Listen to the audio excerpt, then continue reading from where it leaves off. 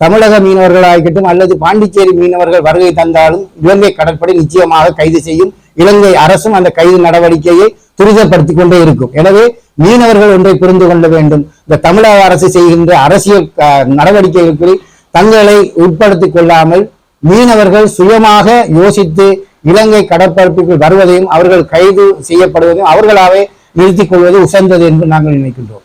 குறிப்பாக நாங்கள் இந்த வேளையிலே தமிழக மீனவருக்கு ஒரு வேண்டுகோளை வைக்கின்றோம். தயவு செய்து நீங்கள் இலங்கை கடற்பரப்புக்குள் வராதீர்கள், தடை செய்யப்பட்ட தொழில்முறையை செய்யாதீர்கள். நீங்கள் செய்வதனால் வடக்கு மீனவர்கள் துன்பப்படுகிறார்கள் என்ற கருத்தை நாங்கள் தொடர்ந்து வலியுறுத்தி வந்தாலும் உங்களின் வருகை தொடர்ந்து வண்ணமே இருக்கின்றது. இந்த CF ஸ்ரீலங்கா கடற்பரப்பிலே நீங்கள் தொடர்ந்து வருகிறவர்களாக இருந்தால் இலங்கை அரசும் இலங்கை கடற்படையும் கைது நடவடிக்கையை மேற்கொள்ளும் என்பதை நாங்கள் தெளிவாக பதிவு செய்து கொள்கின்றோம். அடுத்ததாக அண்மையிலே கடந்த வருடம் 2025 ஜூன் மாதம் அளவிலே கேரளாவிலே நடுக்கடலை தாண்டு போன கப்பல் தொடர்பாக பல விடயங்களை நாங்கள் காண்கின்றோம். அங்கு 643 கண்டெய்னர்கள் கடலிலே தாண்ட கப்பலூடாக தாண்டதாக அறிகின்றோம். ஆனால் 55 கொள்கலங்கள் பிளாஸ்டிக் உள்ள பொருட்கள் துகள்கள் உள்ள அந்த செயற்பாடு தாண்டுவதை நாங்கள் உணர்கின்றோம். அதுக்கப்புறம் ஏனையவை கெமிக்கல் அடங்கியதாகவே அங்கு குறிப்பிடப்பட்டது. இந்த கெமிக்கல் அடங்கிய அந்த செயற்பாட்டிலே இலங்கை கடல் குறிப்பாக வடக்கு கடல் எந்த அளவுக்கு பாதிக்கப்பட்டிருந்தது சம்பந்தமாக எந்த ஆய்வும் இதுவரை செய்யப்படவில்லை.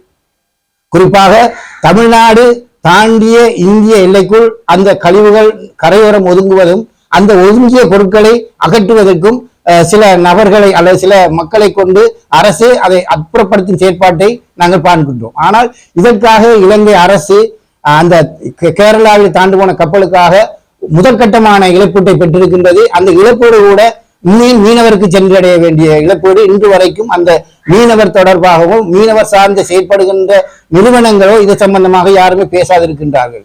கடல் தொழில் பாதிக்கப்பட்டிருக்கின்றது. கடலிலே வாழ்கின்ற உயிரினங்கள் குறிப்பாக பாலூட்டிகளான ஆமையாக இருக்கட்டும், கடல் பசுவாக இருக்கட்டும், திமிங்கலங்கள், டொல்பின்களாக இருக்கட்டும், இவ்வளவு மீனினங்களும் இதனூடாக பல சவால்களை அந்த கடல் உணவு கூட பல சவால்களுக்கு உட்படுத்தப்பட்ட போதிலும் இது தொடர்பான எந்த ஆய்வுகளுமே இதுவரை மேற்கொள்ளப்படவில்லை. எனவே இது 2ஆம் கட்டத்துக்கான இழப்பீட்டுக்கான கோரிக்கை இலங்கை அரசு முன்வைத்திருக்கின்றது.